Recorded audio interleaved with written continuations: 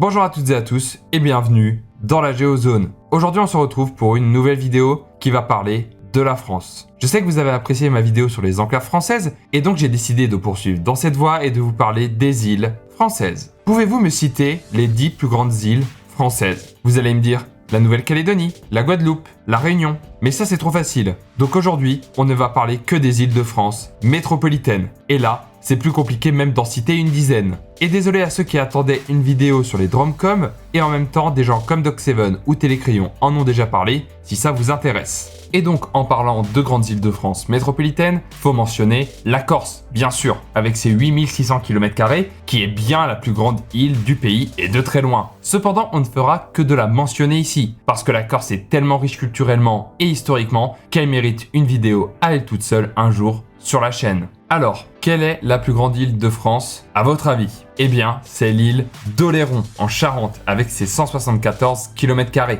Oléron, c'est également plus de 22 000 habitants à l'année et plus de 200 000 au mois d'août. Parce que oui, certains d'entre vous ont dû déjà s'y rendre, mais Oléron est une destination estivale prisée sur la côte atlantique avec ses belles plages et ses beaux petits villages. D'ailleurs, la capitale de l'île, c'est Saint-Pierre-d'Oléron, avec 6700 habitants au centre de l'île. Parmi les autres îles de l'archipel charentais, on retrouve aussi l'île de Ré, à l'ouest de La Rochelle. Avec ses 85 km², Ré est peuplée à l'année par 18 000 Rétais, ce chiffre pouvant être multiplié par 10 pendant la période estivale. Sa commune la plus peuplée, c'est Saint-Martin-de-Ré, avec 3100 habitants. Ré est très connu pour ses marais salants et ses plages où l'on vient se prélasser l'été.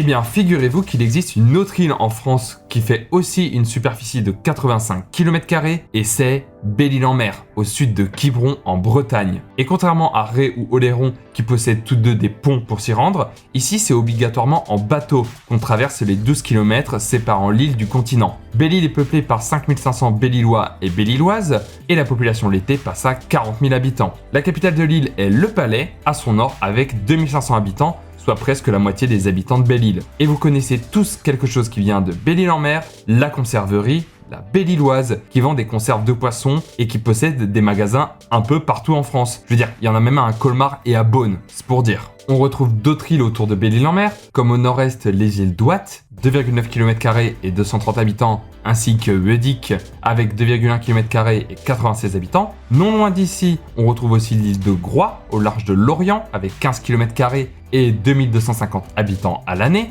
Le golfe du Morbihan possède aussi certaines grandes îles, comme l'île d'Arts, 3,3 km² et 234 habitants, ainsi que l'île aux Moines, 3,3 km² et 600 habitants. Mais on n'a pas encore parlé d'une grande île française où je me suis rendu cet été d'ailleurs, Noirmoutier. Située toute proche des côtes vendéennes, l'île mesure 49 km². Noirmoutier possède 9500 habitants à l'année et près de 100 000 l'été, c'est phénoménal. La capitale de l'île, c'est Noirmoutier-en-l'Île, avec 4600 habitants, soit presque la moitié des Noirmoutrins. Forcément, elle attire pas mal de touristes pour son cadre exceptionnel ainsi que ses marais salants, présents partout sur l'île. D'ailleurs, et malgré la présence d'un pont, vous pouvez vous rendre sur Noirmoutier par le passage du Gois, qui est une départementale vous permettant de rejoindre l'île, mais uniquement à marée basse, sinon elle est submergée.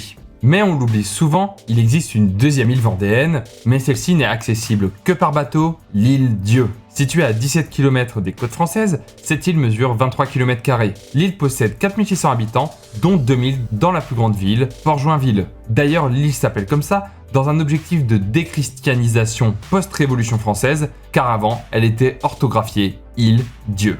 Autre île très connue en France, c'est Ouessant, qui est la terre la plus à l'ouest de la France métropolitaine, au bout de la Bretagne. Déjà, Ouessant, c'est un archipel dont la plus grande île est Ouessant, avec une superficie de 15 km². Et ici, ce n'est pas une île giga touristique, puisque seulement 835 habitants y vivent et environ 3000 l'été. On n'est pas au même stade que certaines autres îles françaises, et c'est aussi parce qu'elle est plus inhospitalière. Le nord de la Bretagne possède aussi deux autres îles assez importantes. Tout d'abord l'île de Batz, au large de Roscoff, avec 3,2 km² et 455 habitants, ainsi que l'île de Bréa, au large de Paimpol, avec 3 km² et 356 habitants. Après, si on remonte, on arrive aux îles anglo-normandes qui n'appartiennent pas à la France, mais on en avait déjà parlé dans un épisode de Méconnus, que je vous invite à aller voir d'ailleurs. Et là, j'entends plein de sudistes me dire qu'il n'y a pas d'îles de chez eux. Eh bien, force est de constater qu'il n'y en a pas de si importantes, mis à part les îles du Frioul, en face de Marseille, 2 km², 146 habitants, les îles de Porquerolles, 12,5 km², 200 habitants, de Porquerolles, 7 km², 30 habitants,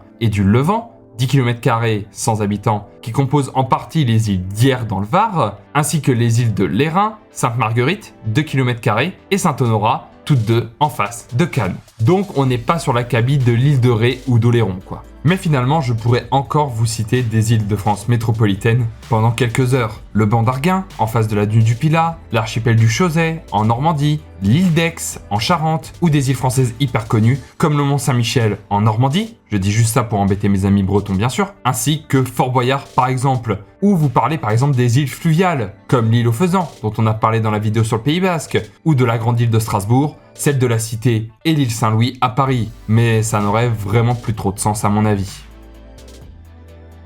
Merci d'avoir suivi cette vidéo, j'espère qu'elle vous aura appris plein de choses sur nos belles îles françaises. Si jamais vous êtes un îlien et que vous avez une anecdote sur votre île, n'hésitez pas à nous la partager en commentaire. Vous pouvez également aimer la vidéo, vous abonner à la chaîne si ce n'est pas déjà fait, et pour plus de géographie, ça se passe sur mes réseaux sociaux, tout est en description. À la prochaine dans la Géozone, ciao!